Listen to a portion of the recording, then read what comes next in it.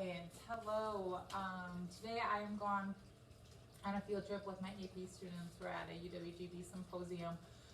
But today we are going to be talking about two topics. We're going to go over your Isle Royale assignment that was assigned yesterday in small group. And then we are going to get into conservation biology and what biodiversity is. So I wanted to be able to still lecture and give you guys those notes. So we're kind of doing this as a video lecture today. Your learning targets, by the end of today, you should be able to describe what biodiversity is and how conservation biology works to improve the biodiversity over time. So that is our goal for today. To start though, if you guys could please pull out your Moose and Isle Royale assignment from yesterday. You did do this on your Notability. So if you guys could pull that up right now, that would be great. This assignment was due today at 7:30 a.m. So also if you have not submitted this assignment, please make sure that you do so right now. All right, so in doing the graph, what you guys should have gotten is a graph that looked like this. A couple of things that remember with the graph, that this side is representing one of the y-axes and this side is representing that other y-axis. So this over here is the population of the moose. You wanted to go up by 200s. All the way up to 2,800 for the moose population. The x-axis down here is representing your years. That's going to go along your x-axis, and then your other y-axis was the number of wolves in which you were going up by 2s. Other things you wanted to make sure that you did with the graph is give it a good title. Representing this is the wolf and the moose population for Isle Royale. And then also that there are two different graphs that you did here. So you needed to make sure that you made a key representing which one represented the wolves and which one represented the moose. And then you also needed to color code them on the graph as well. Looking at this trend, you can kind of see that there was a huge increase in that wolf population in the middle of the 1970s. And then there was a sudden drop off in them.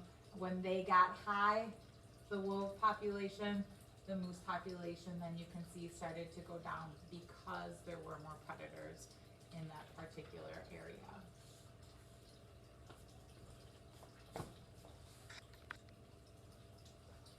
All right, so looking at some of your post-lab questions, there was three questions that went with it. It said, describe what happened to the moose population and the wolf population between 1971 and 1980. What you should have noticed is that overall the carrying capacity for both was reached. If we look back at that graph, you can see that both of their numbers started to go down. And since they went down after they went up, it means that their carrying capacity was hit. And so you can kind of see where they level off, that was probably the max amount of moose and wolves Isle Royale could handle. What do you think would have happened to the moose on the island had the wolves not been introduced? Well, this was a predator-prey relationship. So if there were no predators in the area, what do you think would have happened? That moose population would have continued to go up. Okay, so they would have continually increased until they ran out of food, or they ran out of space, or maybe disease had set in, and there were those limiting factors that were there. So very similar to the Kaibab Deer Plateau example that we did. There were no predators anymore, so that deer population shot up, and then we knew, or what we learned, is that they all died of starvation. And that's probably a similar case that would have happened here if the wolves wouldn't have been introduced. Question 3 then talks about how most biology textbooks describe that predators and prey exist in a balance. So this balance of nature hypothesis has been criticized by some scientists because it suggests a relationship between predator and prey that is good and necessary. Opponents of this hypothesis, though, propose these following questions. So why is death by predators more natural or right than death by starvation? So thoughts on that is that it might be the more humane process. It's a quicker death than by dying of starvation. We've also talked so much about food webs and food chains and how each organism has got a niche, it's got a role. And for some of these organisms, their role is to be prey for certain organisms. And that's why that could go along with this question as well. How does one determine when an ecosystem is considered to be in balance? For that, you could have talked about when it's basically there's stability, when we don't see this continual up and down influx in population numbers. So when the number of births, so the number of positives coming into a population, and the number of deaths, the negatives, or it's taking away from the population, are relatively equal. When those numbers are similar, that population will stay stable and constant, and it'll be in balance. Do predators really only kill the old and sick prey? What evidence is there for this statement? For this one, we can talk about it's not so much if they're old or if they're sick, it's more the idea of the survival of the fittest. We've talked about this before, and that those that are most fit are going to be the ones that are most likely to survive. So by fit, we mean not the strongest, but we're talking about those that are most adapted. So those organisms that are most adapted, which maybe the old are very well adapted to the area, they camouflage in very well, whatever it might be, those are going to be the ones that survive. It's the ones that don't adapt to their environments as well are the ones that are most likely going to be the prey. All right, so hopefully you guys don't have any questions on that. If you do have some questions, please feel free to email me today, and I can clear up any questions that you might have on the Isle Royale activity. Like I said, if you have not submitted that, please make sure that you submit that assignment ASAP. Today what we're going to be doing is talking about conservation biology to begin with. So you guys have one of two options for today. You can either take hand notes, so you can get out a notebook right now, and we've highlighted the things that we want you to actually write down and get out of each slide. Or you can open up a blank slate on Notability and you can take notes that way as well. So you kind of have two options for that. Mrs. Flanagan will be walking around and checking to make sure that you are taking one of these options and taking the correct notes today as I go through the PowerPoint. So what is conservation biology? Here is a whole bunch of words that are related to this topic. So we're going to be talking about particular species, we're going to be talking about preserving species, so endangered, threatened, extinct. We're going to talk about factors that affect those organisms like pollution and deforestation and overgrazing and all sorts of different topics like that.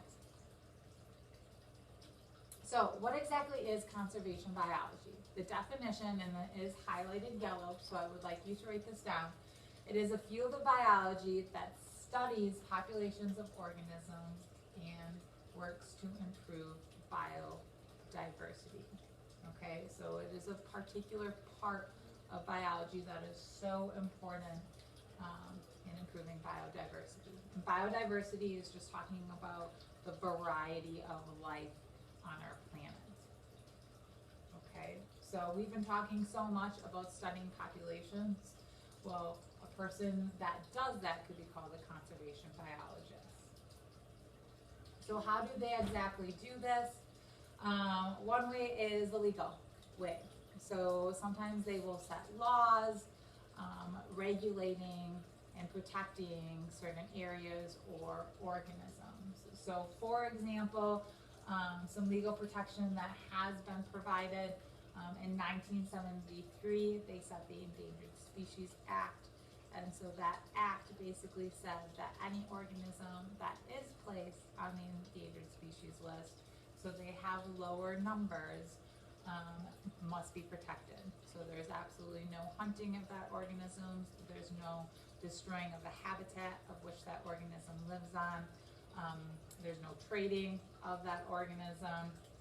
So basically it's protecting them so that we can get those population numbers back to where they need to be. Other things that they do are called nature preserves. So that's just preserving a certain area of land where like no hunting can be done.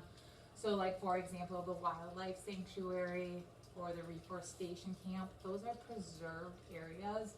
You can't hunt the geese that are at the wildlife sanctuary or the ducks that are there. That's a preserved area. And so those organisms that are there are really just for our enjoyment and recreation, and to be able to look at their beauty and see them in their natural environment. It's not anywhere where we can be cutting down the trees in that area or polluting the water or hunting those certain organisms. Another thing that we do are create habitat corridors. Habitat corridors, and I think I have, here's a slide of it, are pathways that they have created to help animals if we do interfere. So for example, I think these are wonderful, but here is an example of a habitat corridor here, and there is one here as well. So we took this area of land where there's a ton of organisms that were living there, and we disrupted that ecosystem by putting a highway straight through the center of it. Well, that can be very confusing to organisms because not only does it separate their ecosystem into two different parts, but it can be very dangerous for them. Cars can be very dangerous to these organisms as they try to pass from one side to the other. So what they've done in certain areas is they've created these habitat corridors. And basically they're bridges to connect one side to the other. So the goal is that organisms are smart enough to be able to figure out, oh, hey, there's a bridge that will take me from one side to the other so I don't have to go over this highway. That's the goal. And so they hopefully hope that organisms figure that out and kind of they help guide them in those directions as well. And here's another one showing that too. Other things that they're doing is reintroduction programs, and so if a population is very low, they might take that organism and breed it or keep it in captivity for a little while and then reintroduce it to an area so that it can start creating its own population and building it from there. One example of a reintroduction program is the black-footed ferret. So I'm going to show you a little video discussing this particular project and this program that they're doing with the black-footed ferrets.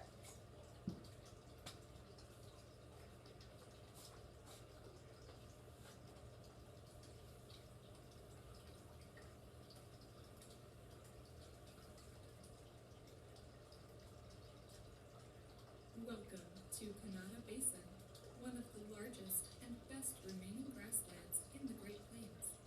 Cradled by the Badlands of South Dakota, this is a rich home for America's native wildlife. The loss of grasslands, poisoning of prairie dogs, and disease nearly wiped out the black-footed ferret species.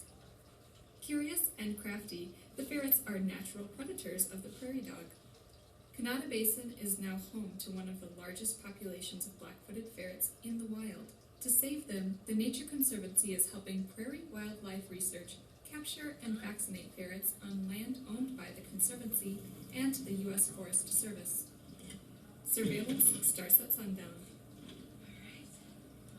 We see a lot of activity between about 2:30 in the morning and 4, and the earliest we've been actually trapping our ferrets so far this week is actually 4:30 in the morning. It is several hours into the night when they first spot the luminescent green tapetum of the black-footed ferret's eyes. Okay, so we just spotted our first ferret of the night. So It is a rare and exciting moment. Very careful right now to make sure that we see see which hole he is going into, because that's the hole that we're gonna set the trap in. So the next thing that we're gonna do is we're gonna set the trap.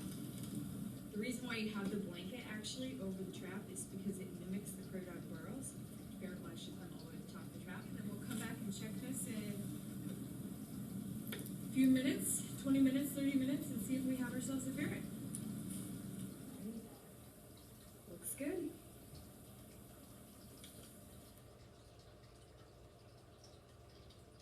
Luckily, our team is successful.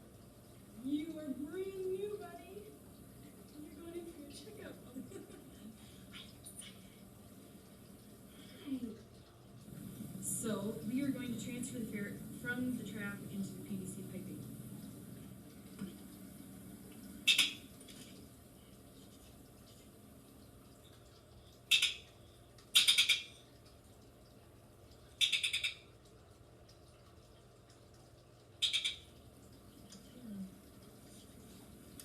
So now our goal is to get this ferret back for processing, through that process and back in the burrow as quickly as possible. So the black-footed ferrets are transferred from the black transport tube into like a gas chamber, and that initially knocks them out with isoflurane gas, a very common anesthetic used in veterinary situations for small animals. And we then put a breathing mask on them. They continue to breathe isoflurane gas mixed with oxygen. As long as they're breathing that, they will remain unconscious, and that allows us to give them a full checkup, as well as to implant them with microchips and give them vaccines for both plague and canine distemper.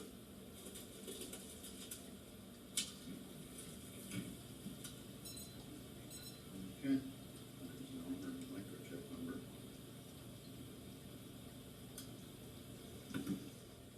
After I'm done working the animal, I will take some women's hair dye and actually place some splotches of hair dye, sometimes in a particular pattern, on the ferret's neck or side of the body.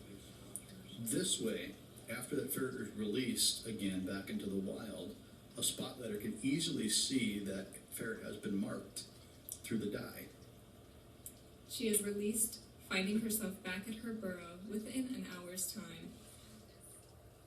Female kit back into her burrow after she just got her second checkup of this season. So here she goes. Right now, the black-footed ferret population in the wild stands at about 1,000 animals. To reach the recovery goals, we want to have about 1,500 breeding adults in the wild to take us from endangered down to threatened.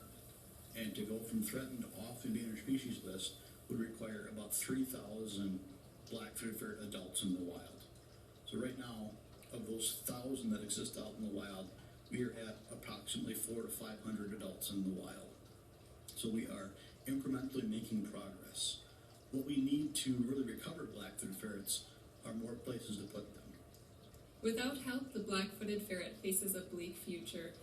Conservation groups like the Nature Conservancy and Prairie Wildlife Research are actively seeking resources to aid the black-footed ferret on her way to recovery and reproduction.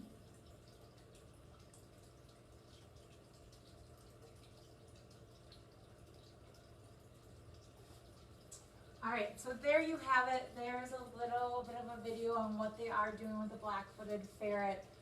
Like you heard at the end of the video, they're trying to get them off the endangered species list onto the threatened list, so that their numbers are getting up into that like 3,000 range. So this is like a preserved area. You saw that there can be like no hunting of the black-footed ferret, no prairie dogs or anything like that on this land as they try and get those numbers back up. So I know it looked a little bit gruesome when they like knock it out with the sleeping gas that they give it. But like they said, that was all in an hour's time. So the time that it took for them to do the checkup and get it back into the wild only took an hour. So nothing that hurt the ferret at all. Lastly, some other things that they're doing are captivity and mating programs. Captivity would be keeping them in like a zoo, and then mating organisms that are low in numbers, and then raising them either in the zoo or slowly introducing them back into the wild as well, just to get population numbers up. Sustainable use, what that is that's talking about using resources of a wilderness area in a way that will not damage the ecosystem at all. So it would be taking advantage of what is there, and growing things or allowing things to live in a certain area without having to dig holes into the ground or cut down trees or things like that. So, for example, we've got the shade grown coffee. This is a particular bean that doesn't need a ton of sunlight to grow, and so in areas where there is a lot of trees, they will grow this particular strain of the coffee, so that they don't have to cut down any of these trees, that they can still maintain and sustain these certain areas and not have to damage these ecosystems. So it's taking advantage of this area. So no deforestation, which is the cutting down of trees, had to be done. There was no habitat destruction. So songbirds were still able to stay there. All the organisms that lived in these trees could still stay there, and they didn't have to get replaced as well. Next, we're going to talk about two people that have played a major role in conservation biology. The first one is Rachel Carson. She did a lot of work, especially with pesticides and DDT. So DDT we've already talked about in this class. We did some research with that when we were talking about bioaccumulation and the food chains. But she was one of the first people that actually did some research on this and was like, DDT is not a good thing. It's causing problems down the road. It's causing our bird eggs to become soft. Like, she started to realize this, and so she worked really, really hard to raise the public awareness of the problems with this particular pesticide. And so she wrote a book called Silent Spring, which is all about the effects of DDT. And she did a ton of work. So she's kind of like the awesome, like, female conservation biologist of this time. But she was the person that got DDT banned.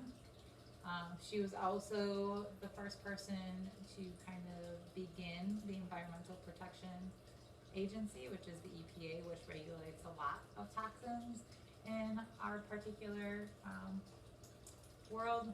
She created, with her efforts, the Water Quality Act, which was really big, and she triggered what was called the modern environmental movement of that time. So she was a huge role model in conservation biology.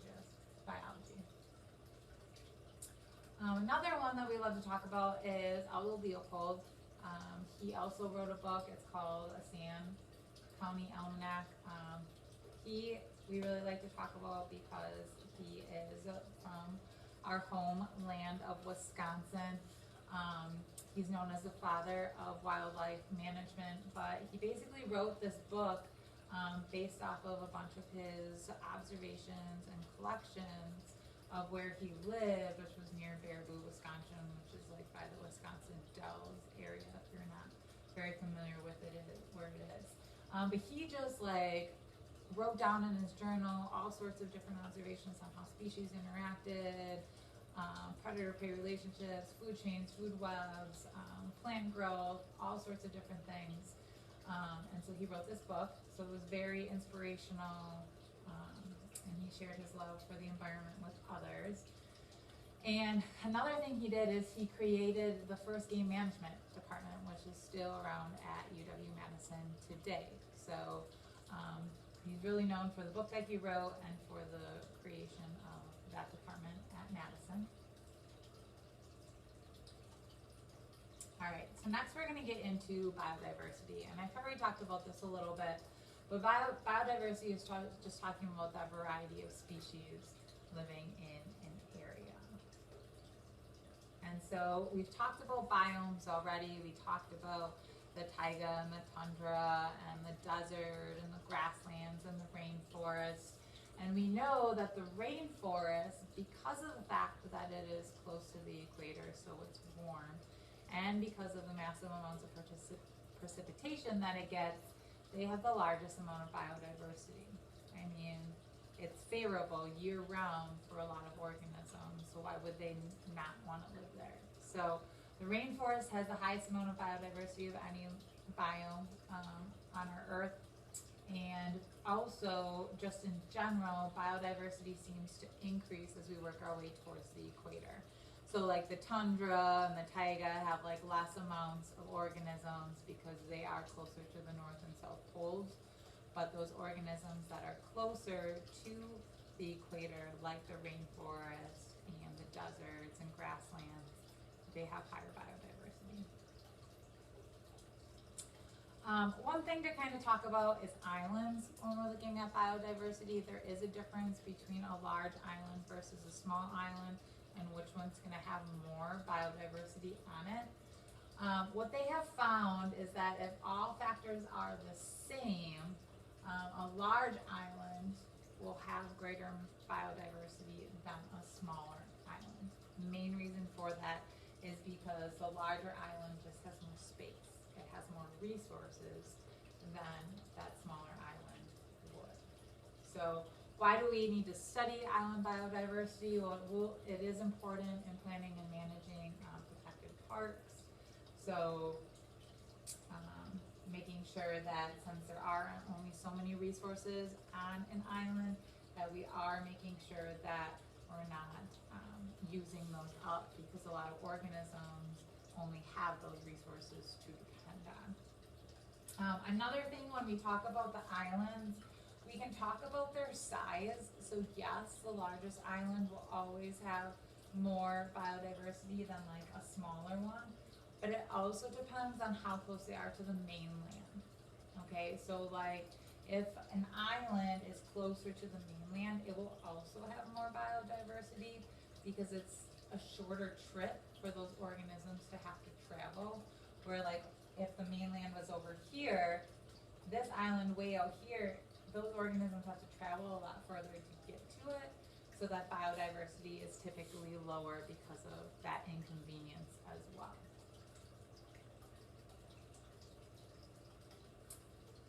All right, and so just to remember, the topic that we talked about earlier today was Isle Royale. That was an island, and so monitoring those predator-prey relationships, monitoring the resources that are there, making sure that the moose aren't starving, the wolves aren't starving, is important in researching our islands. All right, so biodiversity, it is the variety of life in the world. The importance of biodiversity, why do we care if there's a lot of organisms that are here or not? Well, life depends on life. And so the more variety there is, the more options there are out there. So organisms do depend on each other and to create stable ecosystems. So that's talking about food chains, and that's talking about food webs. Okay, that checks and balances the fact that all organisms do depend on each other and they all play a role. Biodiversity is important because plants, they supply us with oxygen, and they also remove the CO2 out of the atmosphere. So a variety of different types of plants will just increase the opportunity of this. It allows for a more diverse diet. So we're blessed in the fact that we're able to eat a variety of different things. There's all sorts of different types of vegetables, fruits, meats out there for us to eat because of the variety. If there were only fish out there, then we'd have to eat fish almost every single day. But we can also now have a cow or pig or chicken, whatever it might be, because of that variety. So with more variety, we're able to feed more people depending on the energy that goes into growing those different types of food. Another thing is medicine. A lot of different medicines come from organisms, and so it may be something in their blood or a toxin that they create. So medicines are made from that. A lot of medicines come from plants, so like aloe vera, for example, Aloe that you put on like your skin when it's sunburnt, that comes from a plant. That's a medicine. We wouldn't have that if there weren't an aloe plant.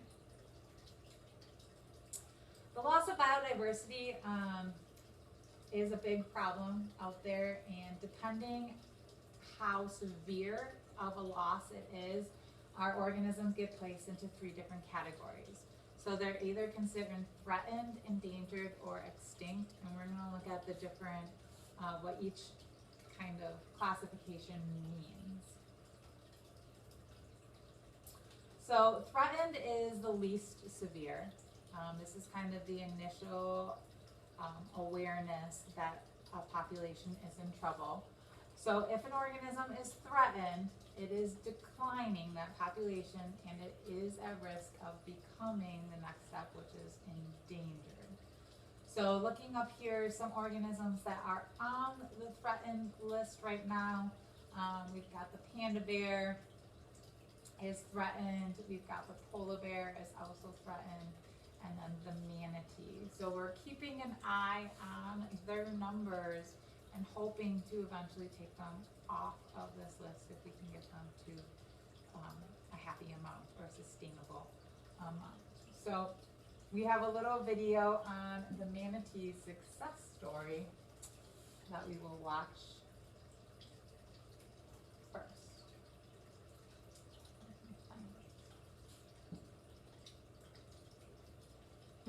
Putting your name on something means you take responsibility for it. You stand behind it. It's why the Aaron's family name is only found on dependable, durable, finely crafted machines.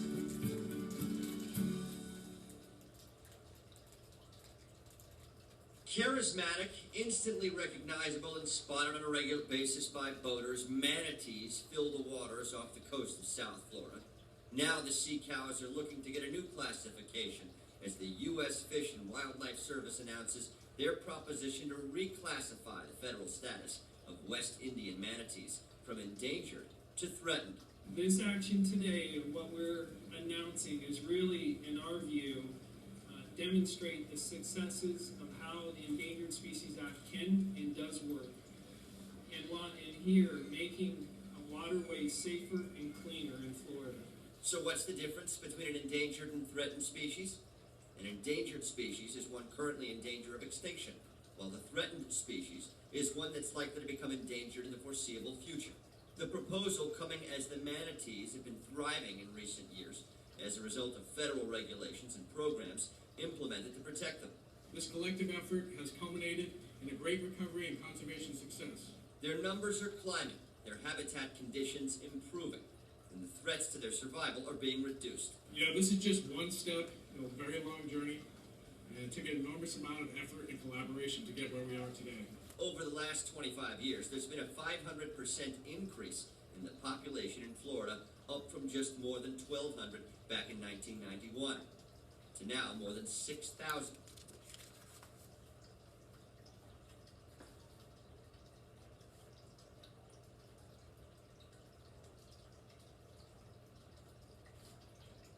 All right, so there we kind of had a quick little video about a successful story for the manatee. They're not quite there yet, and they're not off the threatened list, but they have gone from endangered to threatened, so they're on the right path, which is exciting for them. So that was specifically that Indian manatee that was down in the Florida area.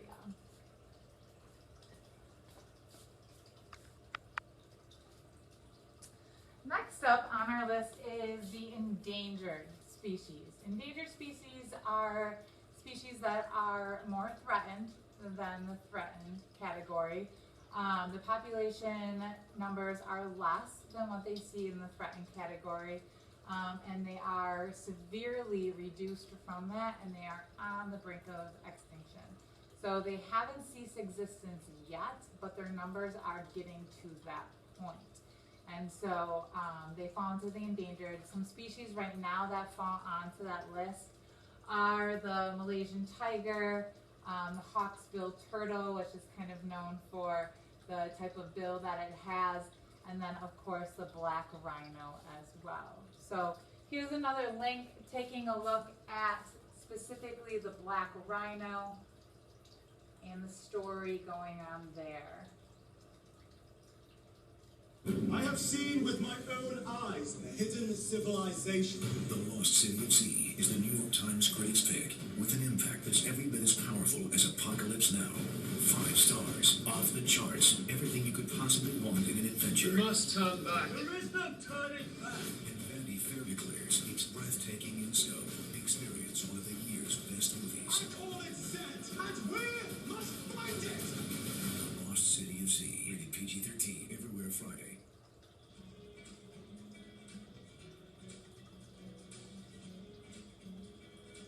This could be the warm savannas of Africa. Instead, it's the open grasslands of Texas.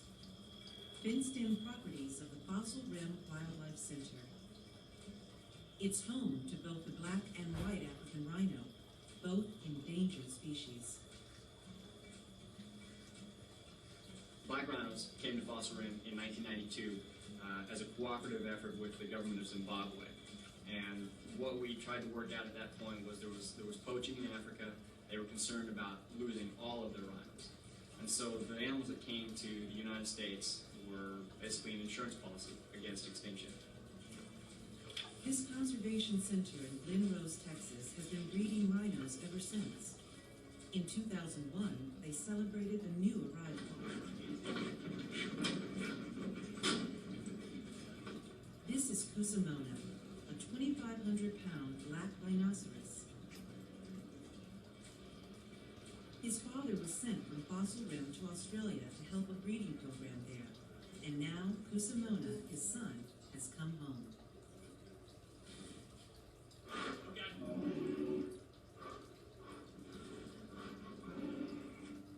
After a long flight, Kusamona is ready for his new quarters. And after exploring them a bit, he's ravenous.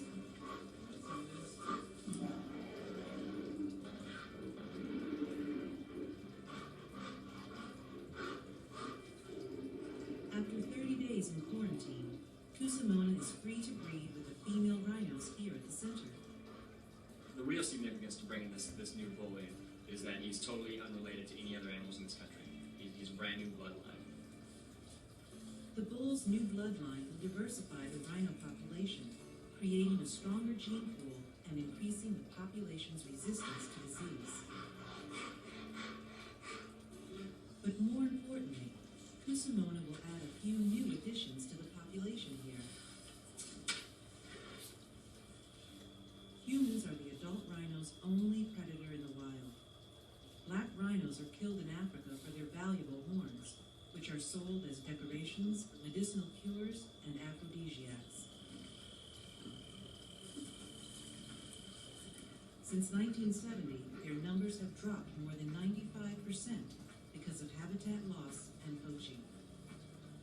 The future of this animal is really in the hands of human beings, and if we don't move aggressively, we could lose this endangered species and of course many others. At the Fossil Rim Wildlife Center, both humans and rhinos are doing their best to keep the species alive. In 2005, Kusamona's son was born, 106 pounds of baby black rhino.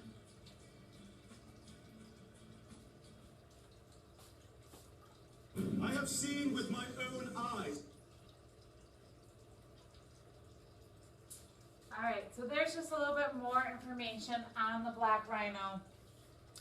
It's kind of showing you the successes that they have had in these breeding and captivity areas, and kind of explaining how it is good to sometimes bring in an outside rhino to mix up that gene pool a little bit, which you were kind of, what you saw in that video.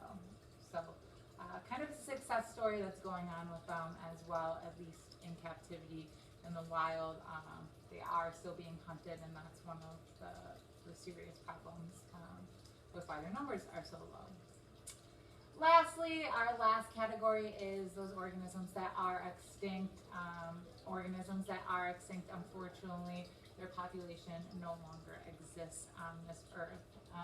One of the most famous stories is the story of the passenger pigeon. This particular organism, they used to be very heavily populated, and then they kind of got overhunted to where they ceased existence anymore. So here's a short story on the passenger pigeon.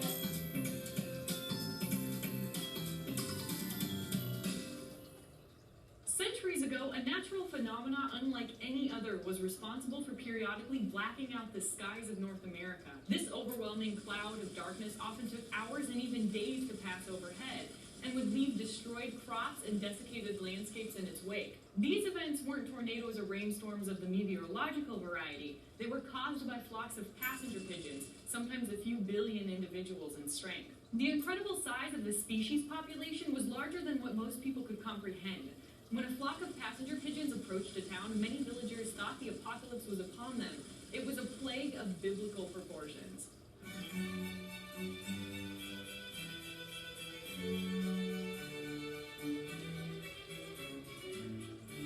And then the dark cloud was over the city. Day was turned to dusk. The thunder of wings made shouting necessary for human communication. When the flock had finally passed almost 2 hours later, the town looked ghostly in the now bright sunlight that illuminated a world plated with pigeon ejecta.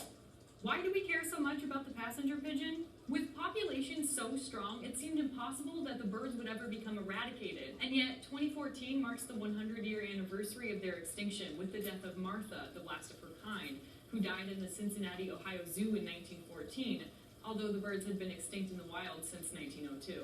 It's been estimated that in 1860, there were 3.7 billion passenger pigeons in North America, from the northeastern states to Texas and up to the southern tip of the Hudson Bay. They made up the greatest population of any bird species in our planet's history, but within 40 years, they would become extinct. Groups nested together in concentrations so thick that tree limbs were flattened to the ground against their weight. And if the birds didn't kill the trees by snapping the limbs under their weight, then their excrement surely would. It blanketed the ground beneath them so thick and toxic that the tree would soon die because of it, literally poisoned to death. The pigeons were valuable, but loathed. Occasionally, they would turn up during droughts of food shortages as a blessing, but in the same breath would be resented because they dig up and eat all of the recently planted seeds for crops. Farmers, hunters, and trappers were all looking to earn some additional money from the sale of pigeons. Their feathers held some economic value as they could be sold to stuff pillows and beds, but it took thousands of birds just to make one mattress. With groups swarming in such large numbers, it was relatively easy to string up huge nets to toss over congregations in fields. In order to entice larger flocks to land near a trapper's hide, a Judas pigeon would be employed. Its eyes would be so shut as to blind the bird, preventing it from seeing incoming flocks and trying to fly too early. Rope was tied around its feet, and then the bird was tossed up into the air to flutter back down, catching the attention of the migrating pigeons and calling them to land. One three-man team brought in over 50,000 birds over the course of 1 year this way. Landowners took much more drastic measures to kill pigeons. Sometimes they would poison grains in their fields with strychnine, making them unfit for consumption. Women were encouraged to assist in asphyxiating pigeons because the act was not too strenuous. They just had to lay a few ounces of sulfur at the base of the tree and then light it, suffocating the birds above. And if that didn't work, thousands of acres of woods would be burned out of fear that the migrants would soon set up house and destroy viable farmland. And while we typically think of food waste as a surplus issue only faced by the consumer-driven world of today, passenger pigeons were hunted in such great abundance that hundreds at a time were tossed into the streets to rot. By the 1870s, as weapon and firearm technology advanced, so did the lust for trap shooting. And you guessed it, they wanted to shoot pigeons. Between 1874 and 1881, the New York State Sportsman Association claimed around 90,000 birds for their attorneys. It was around this time that a small minority began to speak out against the competitions, primarily because of the cruelty of the sport and not so much a fear that the birds were under any threat of extinction. Henry Bergh founded the American Society for the Prevention of Cruelty to Animals, the ASPCA, in 1866, and used his position to create laws banning trap shooting in New York. But attorneys simply moved across the river to New Jersey instead. It wasn't until 30 years later, in 1897, that Michigan became the only state to outlaw and ban the killing of pigeons after they had all but disappeared from the state. Near the end of the 19th century, passenger pigeons had been hunted relentlessly and excessively without cessation for 300 solid years. Over that time, nesting sites were annihilated and adult birds abandoned their chicks before they had fledged.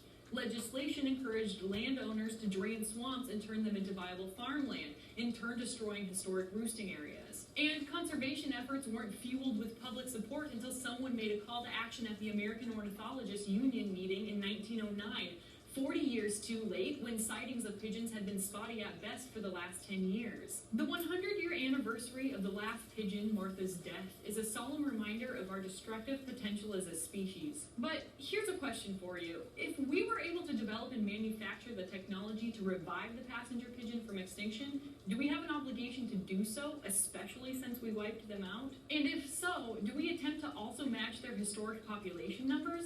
Imagine the impact 3.7 billion pigeons would have on a city like Chicago today. Like every form of life, the pigeons were not an inexhaustible resource. Our eyes bulge at the idea of a few trappers bringing in over 50,000 birds in a single year, but consider the millions of tons of fish removed from our seas on an annual basis. A lack of regulation on commercial fishing worldwide means unintended bycatch. Those fish, turtles, dolphins, and sharks not intended to be caught are indiscriminately netted every year by the thousands. And by the time we develop accurate ways of calculating the numbers of those species at risk, it may be too late. And consider the other species. 30% of amphibians are at risk for extinction, 21% of mammals, reptiles, and fish, and 12% of all birds. And by the time we develop accurate ways of calculating the numbers of those species at risk, it may be too late. When it comes to conservation, we need to be proactive, not reactive.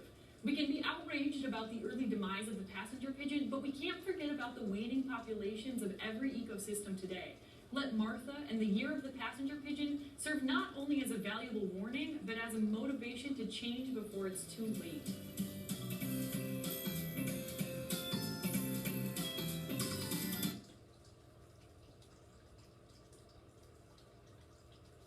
Alright, so there you have it, the story of the passenger pigeon.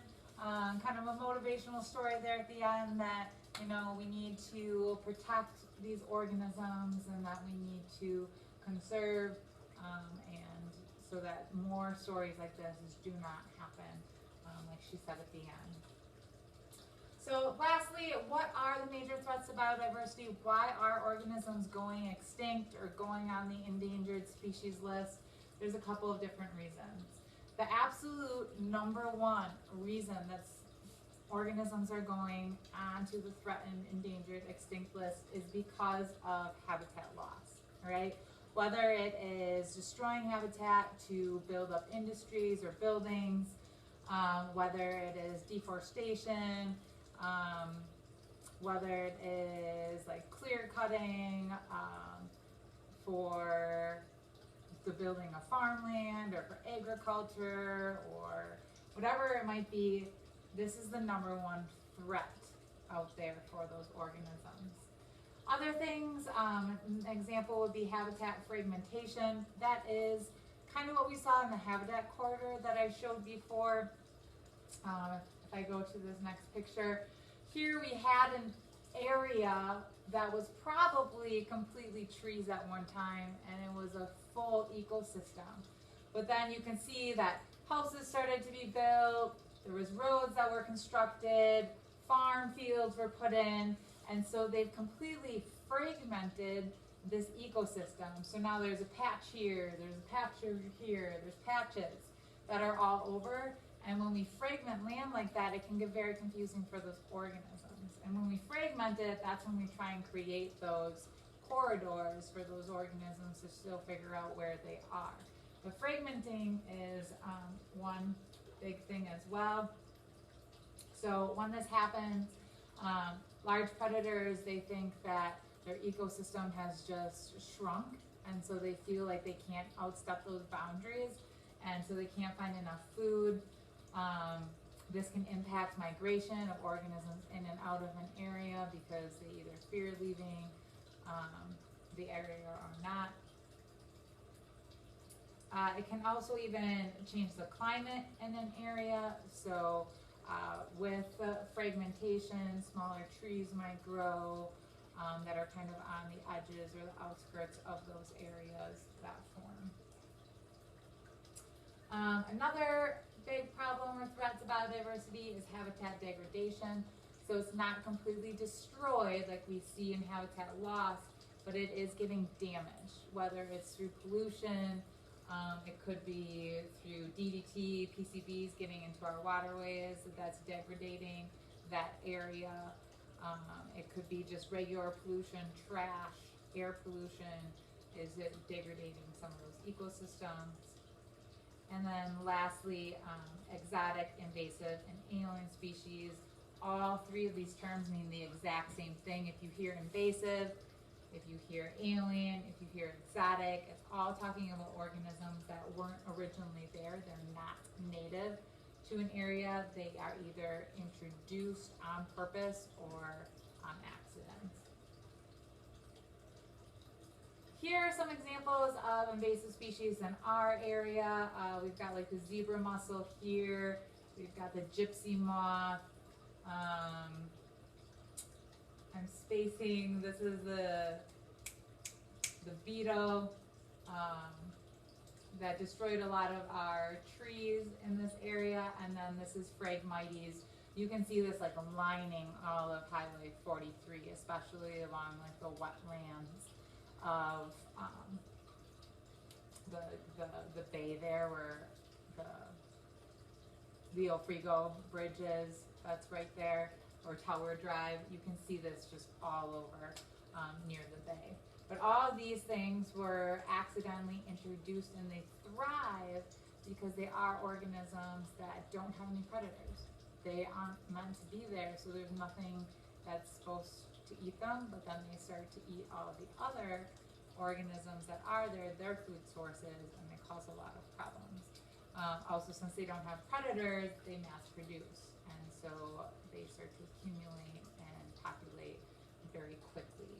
So here is one last video for today, taking a look at invasive species, specifically spreading across Wisconsin and the United States. CBS Fridays, to be picture perfect. Cheese. Prepare to have your minds blown. Today's your lucky day. Hawaii 5-0, CBS Fridays. Meet the king of the Illinois River. Wow. And a big show-off. Muscular. Very muscular. I mean, this thing will hurt you. Yes. Yes. They can jump out of the water at high speeds. They can jump a great distance out of the water, up to 8 feet out of the water. Fast, easy to startle, and voracious eaters. Asian silver carp are a jarring sight here, and a hit on YouTube.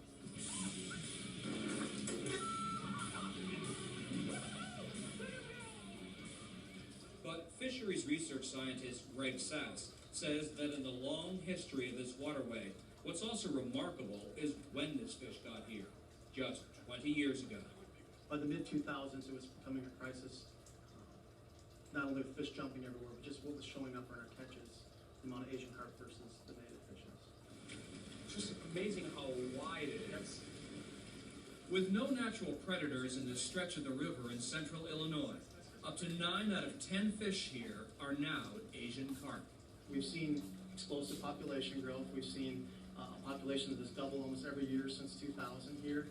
We're fairly confident we have the highest wild densities of Asian carp anywhere in the world. Which is quite a feat, considering this fish is from China. The Illinois River has been invaded. The fish are behaving in a way that we're not used to. They're doing things to the ecosystem that we're not completely sure what kind of effect there's going to be yet. And there's just an incredible abundance of them. It's an invasion from coast to coast, from Africanized killer honeybees in the Southwest to South American nutria in Louisiana, to the spread of the Burmese python in the Florida Everglades, all part of a scary trend.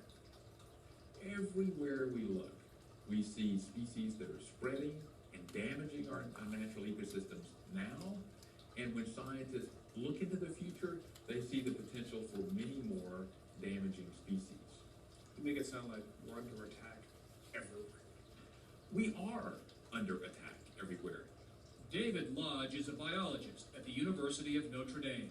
He says our agricultural system depends on plant and animal species imported to America. like wheat and cows and pigs. But that doesn't make them invaders. An invasive species is a species that's been transported from one part of the planet to the other by people, and a species that has a harmful impact. And typically transported by design, by accident, or both. Both.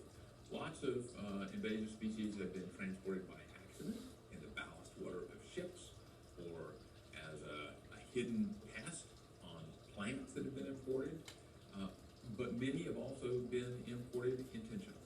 Like the Shakespeare fan who, back in the 1890s, set out to bring to America every bird mentioned in the Bard's plays.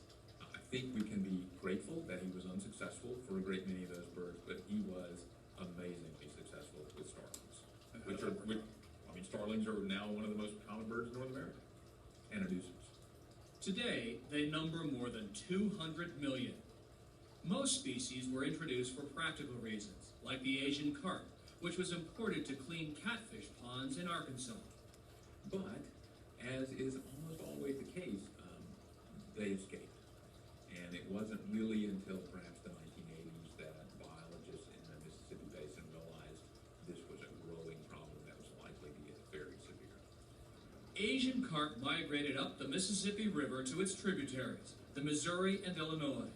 Today, only a series of electric barriers in Chicago's shipping channels separate the fish from the Great Lakes and its $7 billion commercial and recreational fishing industry.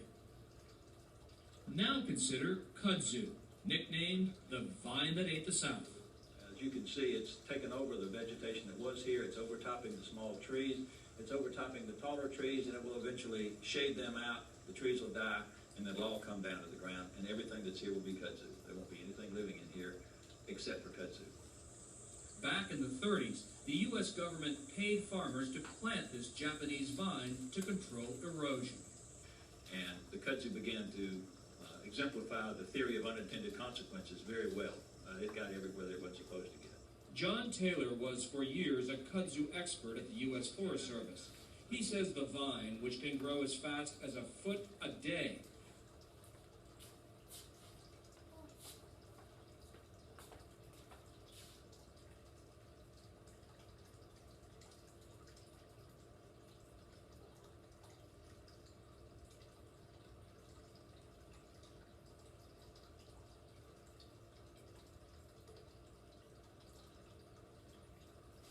Alright, so I don't know exactly what happened with the rest of that video, but that's okay. At least it gave you a little bit of a taste of some of the invasive species that are out there. So that kind of wraps up today.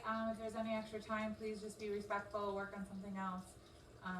Otherwise, you guys don't have any homework for tonight. Tomorrow we will be investigating invasive species a little bit more in our area. Have a good rest of your Wednesday.